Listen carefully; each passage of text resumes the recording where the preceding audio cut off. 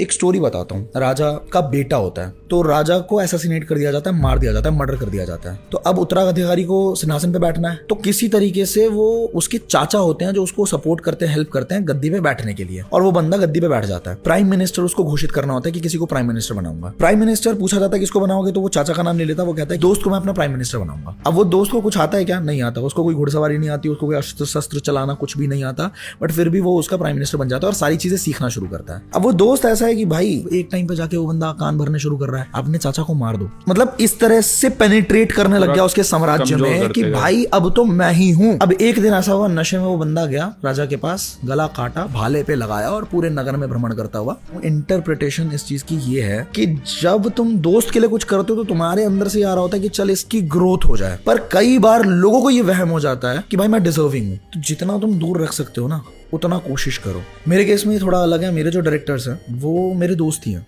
But अब again बात यह है कि हमारी दोस्ती इस लेवल पे ट्यून्ड है कि हमारे बिजनेस पे 1% का इफेक्ट नहीं आया। इसके एक्सेप्शंस भी हैं, ये मैं मानता हूं, बट तुमको समझना पड़ेगा कि कहां पे एक्सेप्शन होगा और कहां पे बंदा तुम्हारे आड़ में तुम्हारा ही फायदा लेने की कोशिश कर रहा है।